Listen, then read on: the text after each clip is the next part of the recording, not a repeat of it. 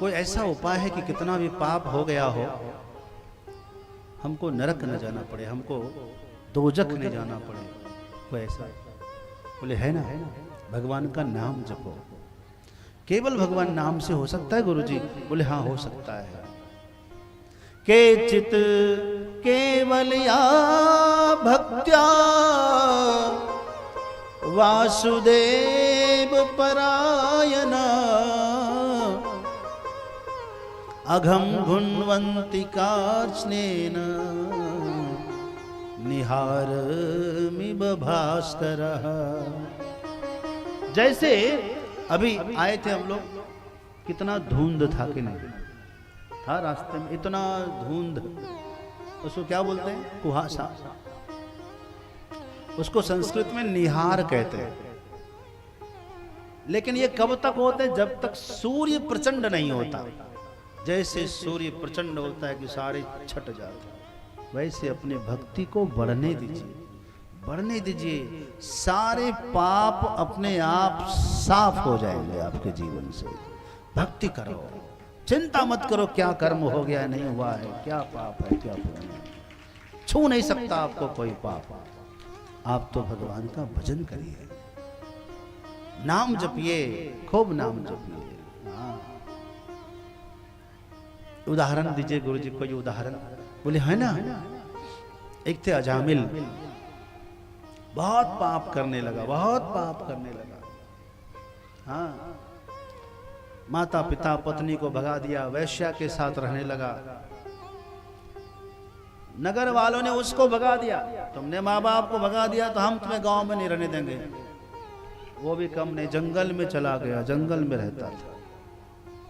एक दिन उसी जंगल में साधु संतों की जमात आ गई, घूमते घूमते कहीं से। तो जंगल में तो यही सब लोग रहते हैं, लुटरे उटरे रहते हैं, लेकिन वो लोग भी संतों का आदर करते हैं। संतों ने पूछा कहाँ रात्रि में रुकना है, कोई बताओ भाई। तो लोगों ने सोचा कि हम लोग तो बहुत पापी हैं, इसी जंगल में एक अजामिल पंडित रहता है, उसी के पास भेज देते हैं। कितना भी है तो ब्राह्मण है, कुछ तो संस्कार होगा ही, उसी के पास भेजा। संत लोग गए, वो तो थे नहीं, उसकी वही पत्नी थी।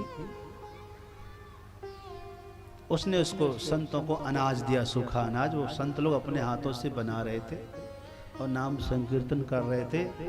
भोग लगा करके जैसे ही पाने के लिए बैठे, तब तक वही लोग आ गए। अरे महाराज बहुत प्रेम से पा रहे हो, मालूम है किसका अनाज खा रहे हो? चोर, डकैता, लुटेरा का। अब संतों ने सोचा कि हम क्या करें, हम तो इसको भगत समझ कर आए थे,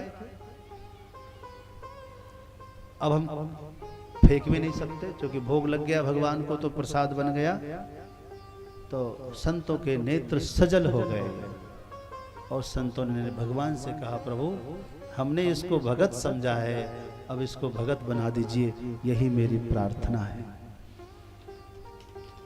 भीतर से वो सुन रही थी उसकी पत्नी। उसकी पत्नी तुरंत गई बाहर, जिधर से वो आता था रोज लूटपाट करके, उसी रास्ते पे गई। आया, सुनो सुनो सुनो सुनो, ये सब हटाओ, छोड़ो, ये लो लाल लाल कपड़ा लाई हूं, पहनो इसको। लाल लाल कपड़े पहना दिया, चलो लेके। उसकी बात मानता था। संतों को प्रणाम करो, सबको, सबको दंडवत कर रहे हैं। संत को आश्चर्य लग रहा है, कौन है भाई? अभी तो बोला लुटेरा है, तो साधु के वेश में दिख रहा है, दक्षिणा दो सब संतों को। समझ गए। संतों ने कहा कि सुनो, हम ये दक्षिणा नहीं लेंगे, एक दूसरी दक्षिणा दे दो हमको। बोले क्या? ये गर्भवती है, जब बेटा हो ना उसका नाम नारायण रख देना, बस यही भिक्षा चाहिए। हम लोग चलते हैं। संत चल दिए। सचमुच में लड़के का नाम रखा नारायण। भले ही पापी है, लेकिन नारायण नारायण बोल तो रहा है ना। सुबह से शाम तक 20-25 बार नारायण तो हो ही जा रहा है रोज। नारायण सो रहा है, नारायण खा रहा है, नारायण कहाँ है, नारायण बीमार है। एक दिन बीमार हुआ अजामिल। यमराज के दूत आए, गले में फांसी बांधकर घसीटने लगे, जोर से चित्कारा, नारायण बचाओ, नारायण बचाओ, नारायण बचाओ। जो वो नारायण तो दूर में खेल रहा था और सुन भी नहीं पाया ठीक से। दूरे क्रीडन का सप्तम पुत्रम नारायणाभयं प्लावितेन स्वरेणोच्चे आजुहाव कुलेन्द्रियः। आकुल व्याकुल हृदय से जो पुकारा, मेरे नारायण का सिंहासन हिल गया और चार चार भगवान के दूत नीचे उतर कर आ गए, यमदूतों को मारने लगे। यमदूत कहे कि भाई क्यों मार रहे हो? अरे वयम विष्णुदूताः अयम नारायण से भक्त, ये नारायण का भक्त है। बोले नहीं नहीं महाराज, आपको भ्रम हो गया है, ये कहीं भक्त नहीं है, बड़ा पापी है। अरे देखा नहीं, अभी अभी नारायण को पुकारा। बोले महाराज बड़े भोले लगते हो, इसने अपने बेटे को पुकारा, इसके बच्चे का नाम नारायण है। भगवान के दूतों ने कहा हम नहीं जानते हैं, चाहे किसी बहाने से नाम तो नारायण कर लिया ना, किसी भी बहाने से नाम ले, भगवान उसको अपना नाम समझ लेते हैं। अच्छा बताओ, इसके बच्चे का नारायण नाम कब से है? बोले 5 साल से। लेकिन मेरे प्रभु का नारायण नाम शाश्वत है, ये नहीं रहेगा फिर भी नारायण। तो नारायण हमारे प्रभु का नाम हुआ कि नहीं? वाह रे मेरे भगवान। और उसको जमदूतों को भगा दिया। अजामिल ने देखा कि देखो मैं तो वास्तव में अपने बेटे का ही नाम ले रहा था, लेकिन मेरे धन्य है प्रभु, इतनी करुणा कि फिर भी उसको अपने नाम में ले करके मेरा उद्धार कर दिया। अब तो मैं यदि सचमुच भगवान का भजन करूंगा, सब छोड़कर हरि कीर्तन करूंगा, मेरा जीवन सवर जाएगा। और दोनों ने सब पाप कर्म छोड़ करके हरिद्वार में जाकर भजन कर लिया। भक्तवत्सल भगवान की। सातवें स्कंद में भक्तराज प्रहलाद का प्रसंग आप जानते हैं। हिरण्याक्ष के मरने के बाद हिरण्यकशिपु ने तपस्या किया और वरदान में क्या मांगा था मालूम है ना? दिन में न मरो, रात में न मरो, सुबह न मरो, शाम न मरो, धरती न मरो, आकाश न मरो, खूब मांग लो भैया, कुछ भी कर लो, बच नहीं सकते। आज उसके घर में प्रहलाद जैसे पुत्र हुए। प्रहलाद को भी उसने बहुत सिखाया कि भगवान का नाम जपना छोड़ दो, लेकिन छोड़ा नहीं। आखिर में प्रहलाद को मारने का बहुत प्लान किया, हाथी से कुचलवाने का, पर्वत से गिराने का, समुद्र में डुबाने का। ये सब हो गया, फिर भी नहीं मरा। एक दिन खंबे में बांध दिया और कहा कि बोलो, तुम जो कह रहे थे कि तुम्हारे भगवान हैं, कहाँ है तुम्हारे भगवान, बताओ। हाँ, कस्मात् स्तंभे न दृश्यते। तो उसने कहा कि खंबे में भी है, आप में भी है, हम में भी है, खड्ग में है, खंभ में है। हाँ अच्छा है? बोले हाँ। तो दिखाओ। अच्छा खंबे में पहले मैं खंबा कोई फाड़ता हूं। तो उठाया गदा और खंबे में एक मारी धड़ाम से मेरे भगवान उसी खंबे को फाड़ करके झिटकारते हुए एकदम प्रकट हो गए। बोलिए नृसिंह भगवान की, प्रहलाद महाराज की। और भगवान जो गरजने लगे, नृसिंह भगवान भाई पकड़ लिया उसको। उसने कहा मुझे मार नहीं सकते, मुझे नहीं मार सकते। बोले क्यों नहीं मार सकते? मैंने वरदान लिया है। क्या वरदान लिया है? देव से ना मरो। देखो मैं देवता हूं, मैं राक्षस हूं, क्या मैं पशु हूं, क्या मैं आदमी हूं? कुछ नहीं समझ में आ रहा है। देख न दिन है न रात है, अभी अभिजीत मुहूर्त है, ब्रह्मा जी का बनाया हुआ नहीं है। अभी तुझे मारेंगे। जंघे पर बिठाकर दोनों हाथों से नाखून से, देख कोई अस्त्र शस्त्र नहीं है, और उसको फाड़ दिया। बोलिए भक्तवत्सल भगवान की जय हो। आनंद आ गया, लेकिन भगवान का क्रोध शांत नहीं हो रहा था। तब देवताओं ने प्रहलाद जी को आगे कर दिया और फिर भगवान का क्रोध शांत हो गया। सुंदर उपदेश दिया भगवान ने। प्रहलाद जी का उपदेश ही बहुत अच्छा है। कौमारम आचये आचरित प्राज्ञो धर्मान भागवतानिह दुर्लभम मानुषम जन्म तदपि अध्रुवमर्थकम। कहते हैं मनुष्य का जीवन कितना है, बहुत थोड़ा है भाई। कितना है? थोड़ा है। इसमें भी बहुत दुख है, बड़ी समस्या है। सुख भोगने के लिए इस जीवन है ही नहीं।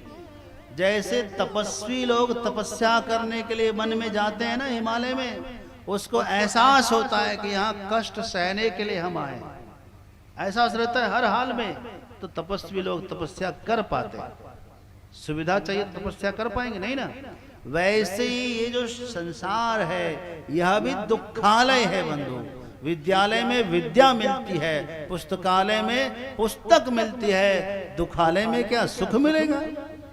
दुखालय में भी क्या मिलेगा? दुख ही मिलेगा।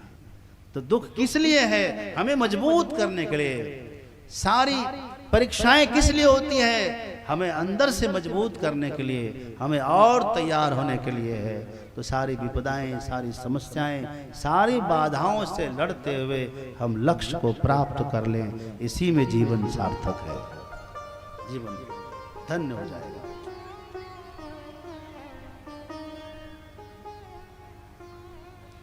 कहते हैं प्रहलाद जी का उपदेश, सुखम ऐन्द्रियकम दैत्या देह योगेन देहिनाम सर्वत्र लभ्यते देवा यथा दुखम अयत्नतः।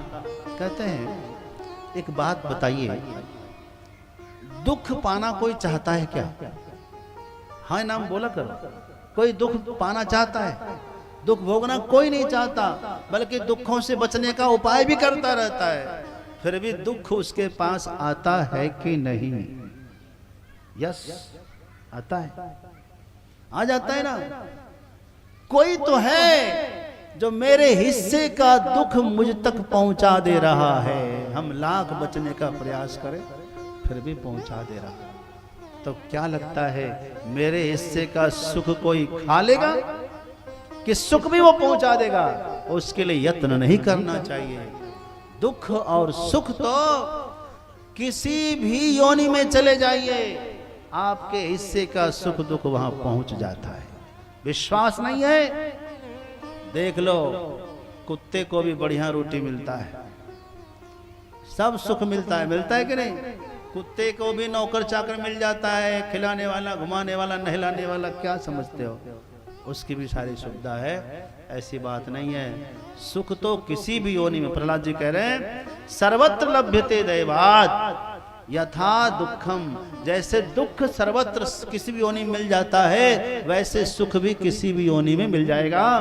इसलिए कह रहे तत्प्रयासो न कर्तव्यो यत आयुर्व्ययः परम, है ना।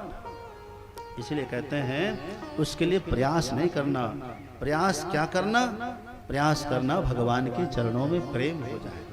ये जीवन में थोड़ा सा भजन कमा लें, सुख वहीं भगवान के भोगेंगे। भगवान के चरणों से बढ़कर कोई सुख है क्या? नहीं है। भक्त वत्सल भगवान की अष्टम स्कंध में गजराज का प्रसंग है। किसका? गजराज का। भगवान का बड़ा प्यारा भक्त था। इंद्रद्युम्न नाम का राजा था पूर्व जन्म में, लेकिन थोड़ा सा भजन तो कर लिया था। अगस्त मुनि आए, उनको देख करके नमस्कार नहीं किया, बल्कि और माला के स्पीड बढ़ा दिया। आप भजन कर रहे हो, कोई संत आ जाए, कोई सदगुरु आ जाए तो क्या करना चाहिए? नमस्कार करना चाहिए। भजन तो बाद में कर लेंगे आप, लेकिन पहला काम है उनका स्वागत करना। लेकिन ये क्या कर दिए, एकदम टाइट हो गए और स्पीड बढ़ा दिया। तब ऋषि अगस्त ने श्राप दिया कि तुम हाथी की तरह एकदम बैठे रहे, हाथी बनो। वही हाथी बना था। त्रिकुटाचल पर्वत के मध्य में एक सरोवर था, अपनी पत्नी परिवार के साथ नहाने आया, वहीं ग्राह ने पकड़ लिया।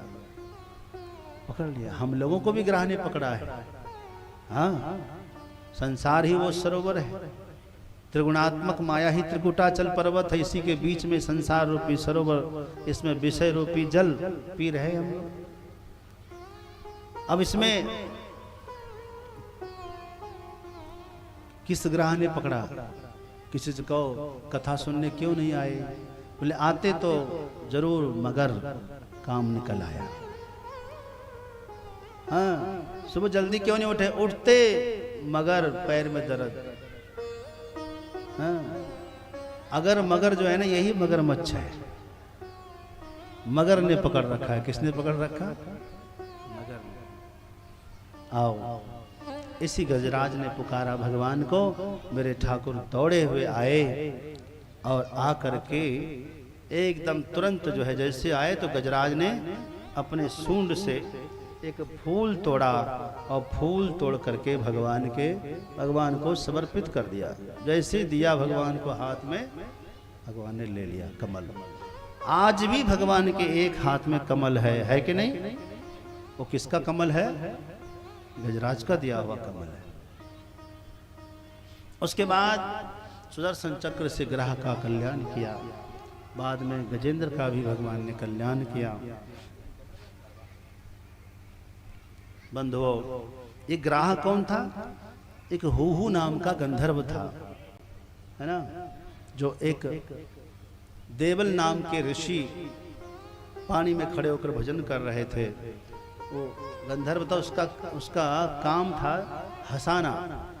जैसे कॉमेडियन होता है ना, कॉमेडियन क्या बोलते हैं उसको आप? हाँ, जोकर होता है, कॉमेडी सर्कस करते हैं। फिल्मों में भी लाफ्टर चैनल एक है, देखते हैं? नहीं देखते।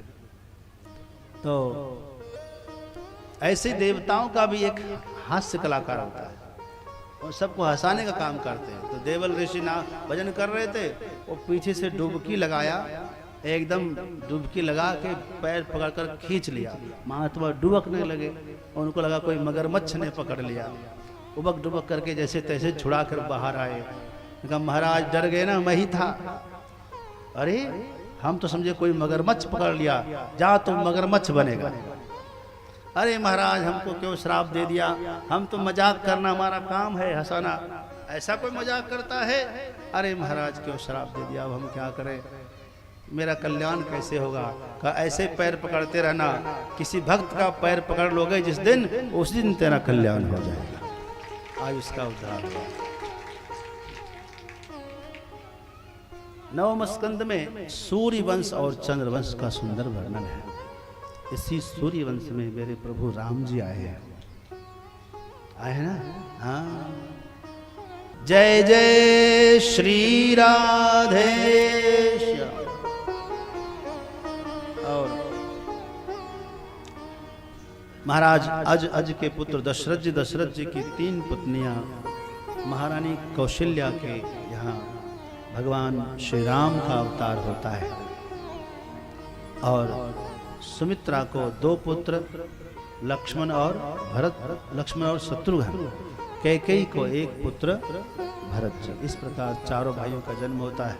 बोलिए अयोध्या धाम की, चारों भाइयों की जय हो, उनकी 3 मैयों की जय हो। बड़ा आनंद हुआ अयोध्या में भाई, क्या कहना है। हाँ, और भगवान का नामकरण संस्कार हुआ। गुरुजी के घर में पढ़ने के लिए गए। वाह वाह वाह वाह, मिथिला में आनंद हो गया। धूमधाम से चारों भाइयों का विवाह हो गया और विदाई करा के अयोध्या आए। और अयोध्या में 12 वर्ष तक रहे। उसके बाद भगवान को वन का राज मिला, भगवान बन गए। 12 वर्ष तक चित्रकूट में भी ठाकुर जी रहे। केवल शेष 2 वर्षों में दंडकारण्य पंचवटी होते हुए लंका तक पहुँचे और किष्किंधा का राजा सुग्रीव को बनाए, बाली का निग्रह किया, सागर पर सेतु निर्माण करके उस पार गए।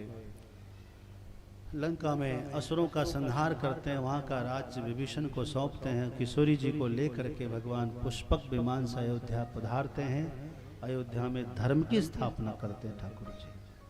मिथिला में सज्जनों की रक्षा किए। भगवान का 3 काम है, सज्जनों की रक्षा करना, दुष्टों का नाश करना और धर्म की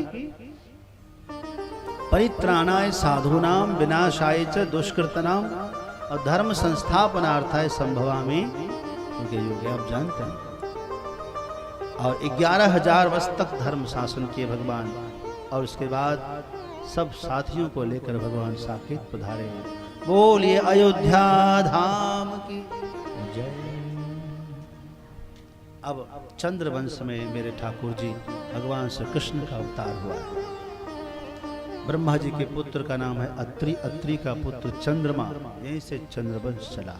चंद्रमा के पुत्र बुध, बुध के पुत्र पुरुरवा,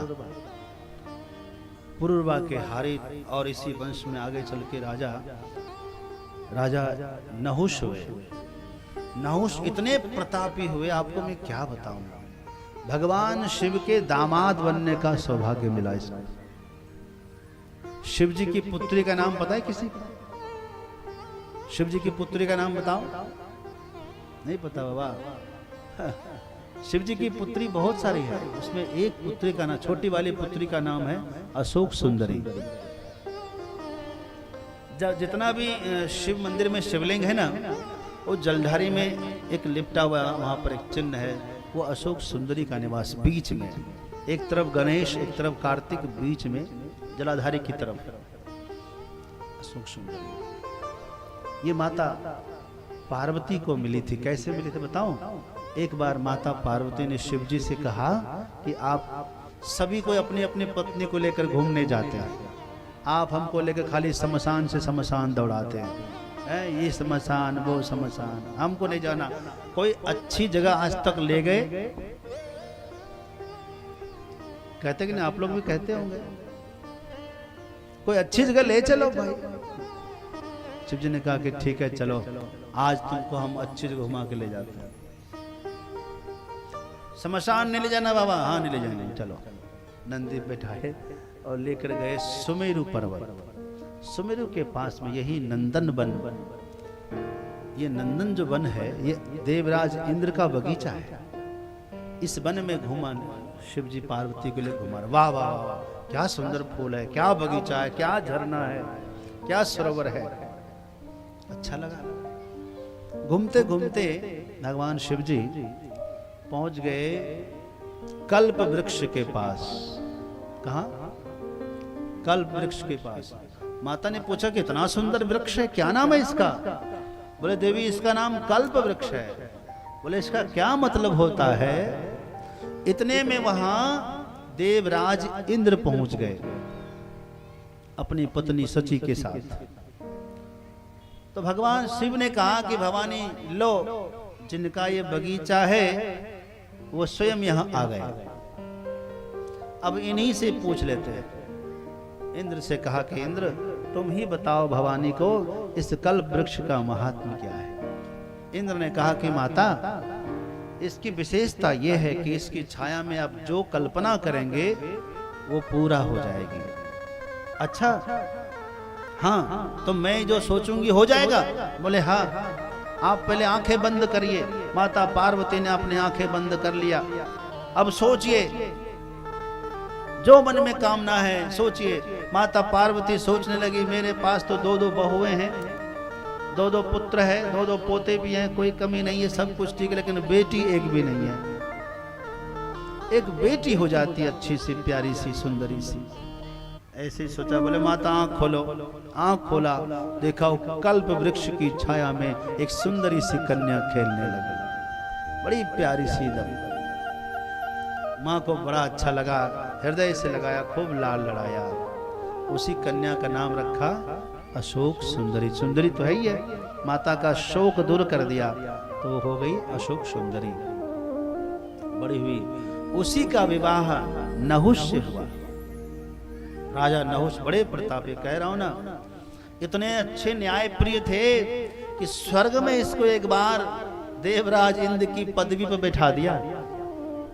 लेकिन इसका दिमाग खराब हो गया वहां जाकर के। इसकी बुरी दृष्टि पड़ गई इंद्र की पत्नी शची पर। ये चाहता था कि शची मेरी सेवा करे। शची तो पतिव्रता है, ऋषि पुलोमा की पुत्री है, वो क्यों करती सेवा महाराज जी? नहीं आई। लेकिन इसने कहा मेरी आज्ञा है, आना होगा। गुरु जी के पास गए, गुरु जी बचा लो, कोई उपाय। तब गुरु जी ने कहा एक काम करो, उसको कहो कि तुम ऐसे सवारी करके मेरे पास आओ जिस पर आज तक कोई ना बैठा हो। ठीक है भैया, सोचना क्या करूं? किसी ने कहा एक काम करो, ये जो सप्त ऋषि है ना, इन सप्त ऋषियों को पालकी में जोत दो। आज तक किसी ने जोता नहीं, इनके कंधे पर बैठकर चलो। आदेश दिया, सब तैयार हो गए, जाने लगे। अब इसको काम वासना बढ़ी, एकदम कुछ दिखना नहीं लगा। ए बुढ़े बुढ़े लोग कहां से आ गए? अरे धीरे धीरे क्यों चलता, जल्दी जल्दी चलो। संस्कृत में शीघ्र चलने को सर्प कहते हैं। सर्प तो सर्प सर्प कहने लगा, और कहते कहते अगस्त ऋषि के माथे पर इसने एक लात मारी। तब अगस्त ऋषि जो बहुत पुराने ब्रह्मा जी के पुत्र, श्राप दिया। मुझे कहता है सर्प सर्प, मैंने तुझे इंद्र बनाया था, जा तो भयानक सर्प बन जा, अभी के अभी बन जा। भयानक सर्प बनकर धरती पर गिरा। भगवान श्री कृष्ण के स्पर्श से उसकी मुक्ति हुई। भैया कोई कितना भी महान हो जाए क्यों ना,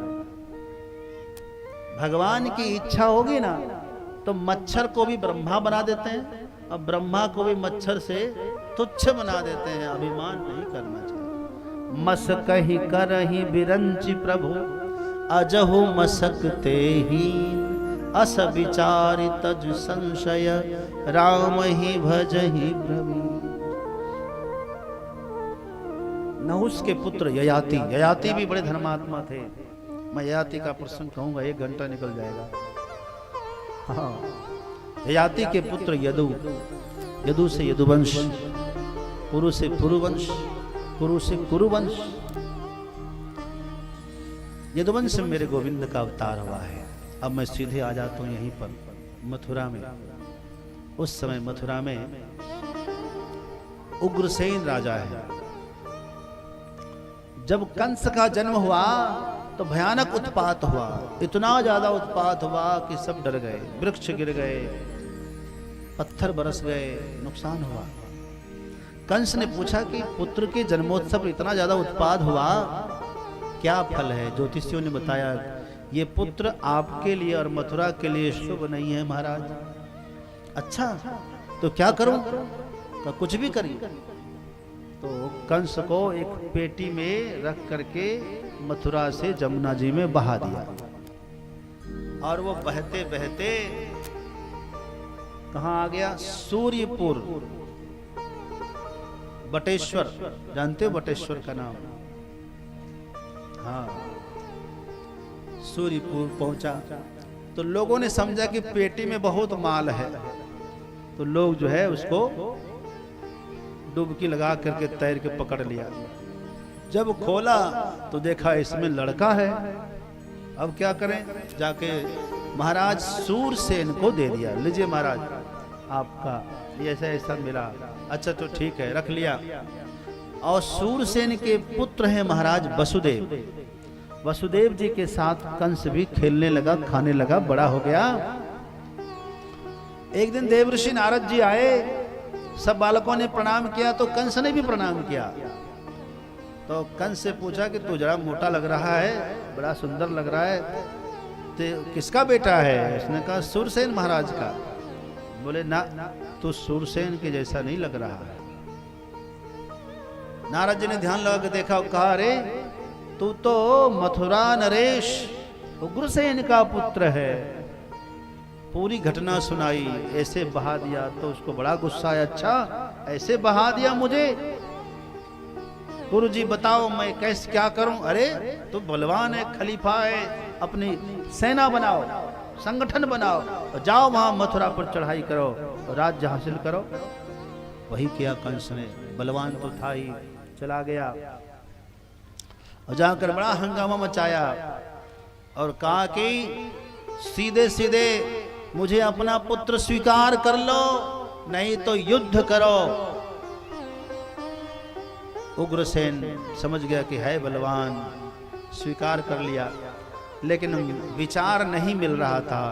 एक दिन कंस ने उग्रसेन को गिरफ्तार करके कारागृह में बंद करके खुद राजा बन गया। बड़ा उत्पात मचाया। लोगों ने कहा पाप तो बहुत कर लिए, कोई पुण्य काम करो। तब कंस ने अपने चाचा देवक की पुत्री देवकी का विवाह सूरसेन के पुत्र वसुदेव जो अपने मित्र है बचपन के, उनसे कराया। विवाह के बाद अपनी बहन की विदाई स्वयं सोचा कि मैं ही इसे मथुरा से बटेश्वर लेके जाऊंगा। बटेश्वर खुद रथ हाँक रहे थे, उसी समय आकाशवाणी हुई है, पथि प्रग्रहिणम कंसम आभाष्याह शरीरवा अस्यास्त्वामष्टमो गर्भो हंतायाम बहसे बुध। ऐ निर्बुद्धि कंस, जिसको तुम लेकर जा रहे हो इसी का 8वां गर्भ तुझे मारेगा। इतना सुनना था कि कंस तिल मिला गया, बहन का केस पकड़ लिया, अभी तलवार निकाल लिया, ना बहन रहेगी ना होगा 8वां गर्भ। वसुदेव जी ने कहा ठहरो, विवाह हो गया, अब ये मेरी पत्नी है, इसकी रक्षा करना मेरा धर्म है। दूसरी बात यह है, मृत्यु तो सबकी होनी है, एक दिन, आज हो या 100 वर्ष के बाद हो, क्या फर्क पड़ता है। रही बात इसके 8वें गर्भ की, तो मुझे विश्वास करो मैं स्वयं तुम्हें समर्पित कर दूंगा, उस बच्चे को मार देना। अभी बहन के हाथों की मेहंदी नहीं सूखी है ठीक से, इसको मारोगे।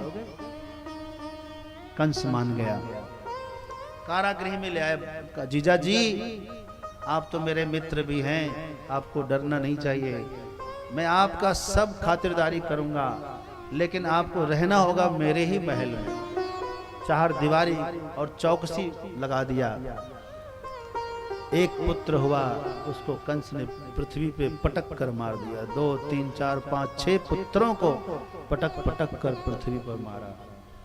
7वें पुत्र के रूप में भगवान ने जो है शेष अवतार लक्ष्मण को भेजा, जो बलराम जी हैं। योग माया से कहा उसे संकर्षण करके रोहिणी माता के गर्भ में भेजिए। देवकी से बड़ी बहन है रोहिणी, वो भी महाराज वसुदेव की ही पत्नी है।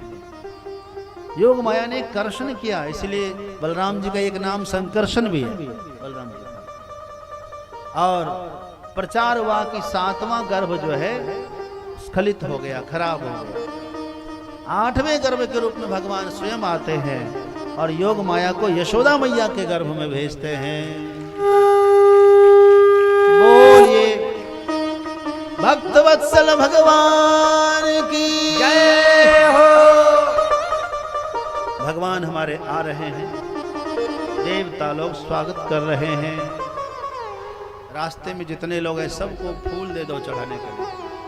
अब झांकी को लेकर आओ, धूमधाम से जन्मोत्सव मनाते हैं। भगवान प्रकट हुए, वसुदेव जी ने कंधे पर डलिया में भरकर ले जाकर गोकुल में पहुंचाया है और गोकुल से कन्या को लेकर आए हैं। और कन्या को लाते ही कन्या रोई है। कंस ने आकर कन्या को पटकना चाहा, वो आकाश में उड़ गई और वो विंध्यवासिनी बन गई। कन्या ने कह दिया तुम्हारा ब्रज में गोपाल सुरक्षित हो गया है। बोलिए गोपाल कृष्ण भगवान की जय।